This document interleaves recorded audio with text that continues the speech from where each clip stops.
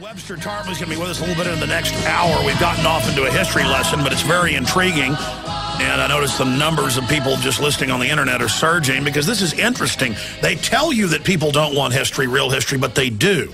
People are hungry for something other than celebrity news or how great the inbred family is. We do need to shift gears now in the next few segments into your view on the whole birth certificate situation, Webster, then the economy, then Dr. Bob Bowman's coming in.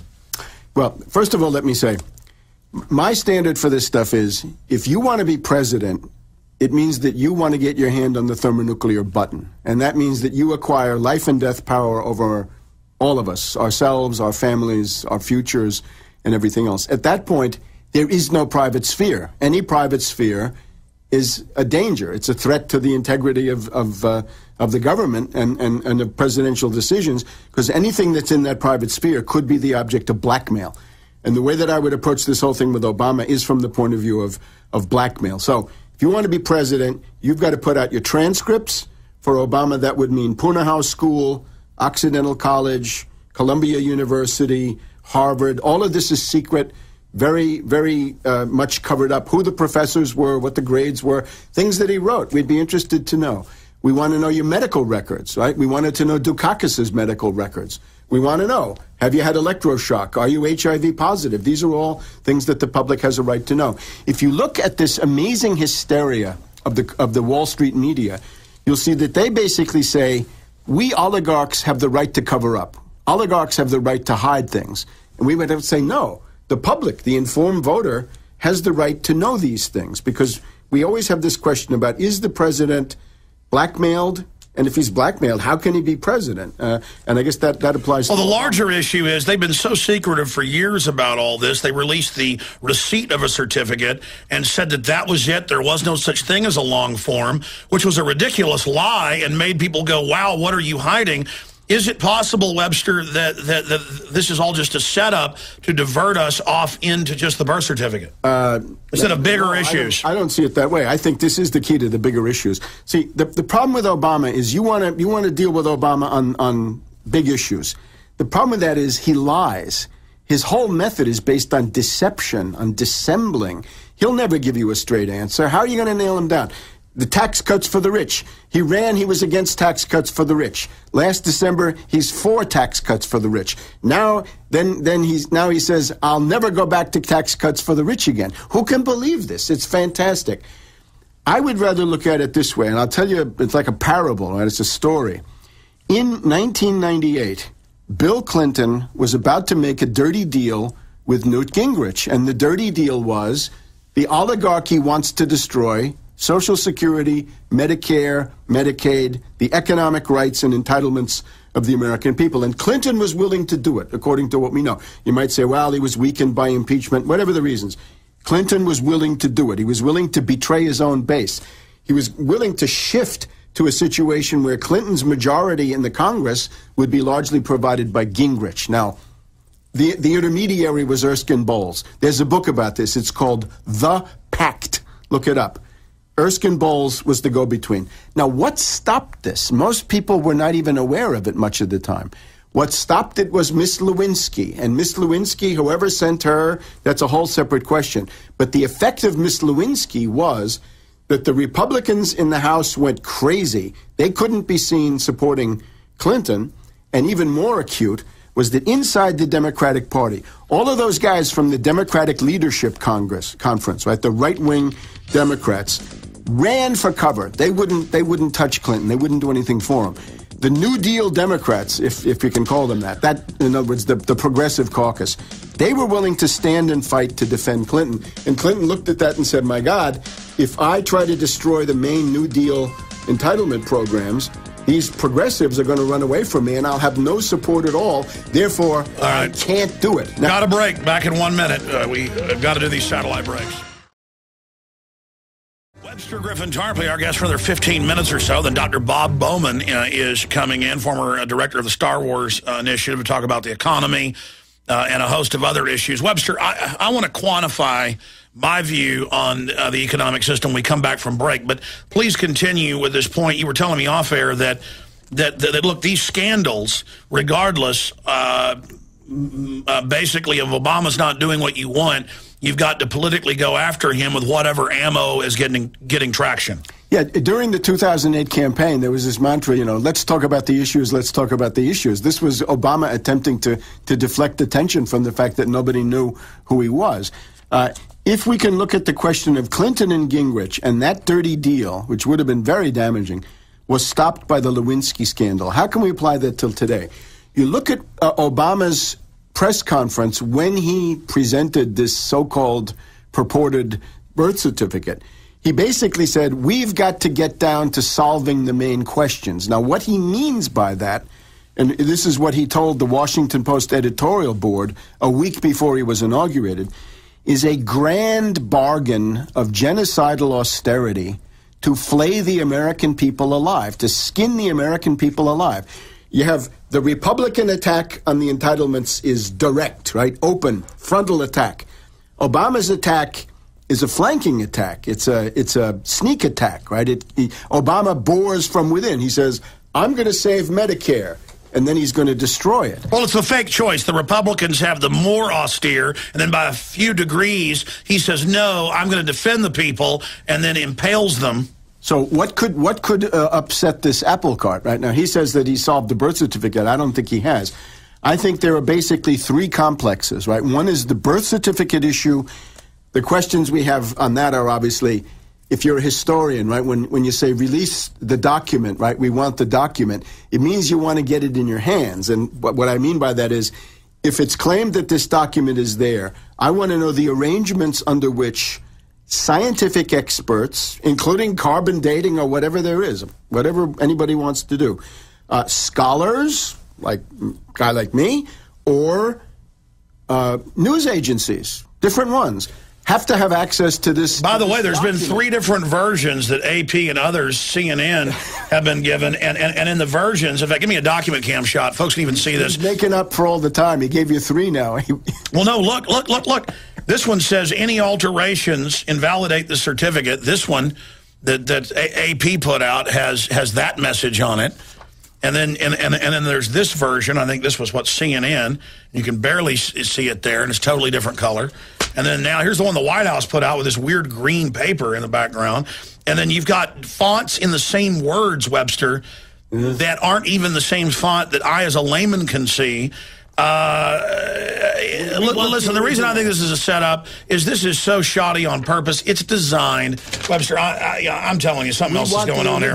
We want to examine the original document. Yeah, but what is this? Why are there all these different versions? Maybe WikiLeaks will leak one, too, except that they're a CIA limited hangout. No, we want scholars, scientists, experts, news agencies to be able to examine the original under controlled conditions and all of that. The larger issue in terms of his constitutional qualification is, did he become a naturalized citizen of Indonesia through his parents? And since that wouldn't quite deprive him of his U.S. nationality, did he then in 1981, on his way to Pakistan, pass through Indonesia and renew his Indonesian passport as part of that? That would have been an affirmative act of allegiance to Indonesia. Stay there. We got a break. Final segment with Webster coming up, and Webster's here in town to be interviewed for a film. So never fear, there'll be more of Webster at PrisonPlanet.tv as well. Then Dr. Bob Bowman coming in after the end of this next segment. Stay with us. Webster Griffin Tarpley is our guest here with us now. Very informative last hour. And it's great having Tarpley here in town, flew Tarpley into town so that he could be here in studio with us today. Webster, finishing up on the birth certificate, there's no doubt there's been a cover-up of all of his records, and the White House has said we're not releasing any of the college, the professors. We've never seen such secrecy, and why defend $2 million plus in suits wanting the certificate and then now only release it? It seems like they were starting to get scared that it was getting so big, but then they released this new certificate, and it just looks completely fake. They could make a better fake than this. Perhaps. It's all very suspicious. Again, we want to be able to examine the original document, and we need answers about this Indonesian question. Did he reaffirm his citizenship of Indonesia in 1981? And that would have been essentially as an adult, and that would at that point he would no longer be a U.S. citizen. But there's also a political reason behind this, obviously, which I think is important. One is the blackmail question. That Obama is somebody who is, I think, pretty obviously blackmailed. And a lot of people wondering what happened in the 72 hours before the bombing of Libya when he told Senator Lugar of the Senate Foreign Relations Committee there will be no attack on Libya. And then, lo and behold, there was this attack on Libya. What happened in the meantime? Hypothesis. British intelligence has some proof about Kenya or Indonesia, or French intelligence. They went to him and said, look here, you're going to bomb Libya because this is what we want. The Daily Beast recently had an article about a Democratic insider on Capitol Hill asking, after Obama's budget disaster, how do we get rid of this guy? So that's a Democrat now, maybe a left. We saw the Washington Post a year ago say that they were talking about him not running again. All right. One way is through the birth certificate, the constitutional qualifications between Kenya, Indonesia, or other things we don't know. The second one is the Rezko-Blagojevich complex. In other words, the Chicago cesspool of corruption, the Illinois bipartisan combine, and so forth. Because whatever applies to Rezko and Blagojevich is possibly applying to him.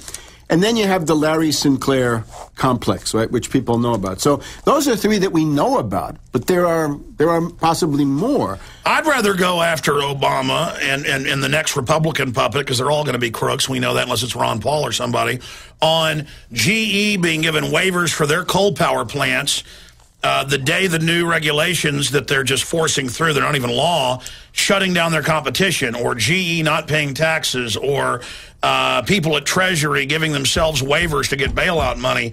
I mean, I understand you're saying this is the type of fodder the public likes, but, you know, quite frankly, Obama and limos with men, I mean, it's I don't even want to get into it. And the birth certificate, it's like a swamp, a quagmire that I can't get out of, and you could never find the end of. I mean, I'd rather say, what are you doing pushing torture, bub? I would make the following kind of appeal. I think basically a lot of people who consider themselves right-wingers or conservatives or libertarians have, I think, a fairly decent willingness to entertain these issues. I would appeal to leftists. I would appeal to people, for example, who thought that Obama... People that want my guns. Nice folks. Well, no. You know, this is a group, right? And there they are. Let's not write them off. A group of addled morons. Well, you know, depends, right? Addled morons everywhere. I'm just being sarcastic. I'm sarcastic. If you were appalled by the attack on Libya, for example, right? If you were appalled by the West Point speech of December 2009, which was a declaration of war against Pakistan, and that's getting to be really big now. But the left's all foundation run. They love the wars. They love torture. That's why I got to make my direct appeal here. That if you didn't like what he did with Pakistan, and he's doing more of it, if you don't like Libya, what are you going to do to stop an attack on Syria? What are you going to do to it, for example, Belarus, Poland at one end, Russia at the other end, a color revolution in Belarus. Lukashenko decides he's going to put it down. Polish troops come in from the west, Russian troops come in from the east, Polish NATO troops collide with Russian troops. That already happened in Pristina, in Kosovo. That's worse than anything in the Middle East, because there you've got not just atomic but hydrogen weapons on both sides. How do you stop that? On the issues, yeah, I'm all for the issues. I argue issues a lot, right? My main argument is issues. But I would appeal to leftists. You've got to be open to these questions about the constitutional qualifications and so forth. Because if you don't do this, you're letting the blackmail syndicate rule the day. Because Obama he can't make decisions based on political considerations. He's got to say... No, I understand the political... I understand, Webster, the political calculus. But to add a word here, I understand the political calculus. All I'm saying, I mean, I see if you've got a bad George W. Bush, a bad Clinton, a bad Obama, that it creates the separation of powers we need over the oligarchy controlling the presidency if we politically destroy his puppet. And look, if you have people in the Congress that you think are somehow different, then, you know, anybody with a subcommittee in the Congress or a committee can put out subpoenas. And, you know, you can maybe get a majority. So you're saying it's a useful sabotage tool. Let me ask you this. In your gut, what do you think's really going on with Obama? With the birth certificate? I think that I'm not sure where exactly the problem point is, but the obvious evasion. He paid a tremendous political price for refusing to release whatever this is, if it's assuming it's real.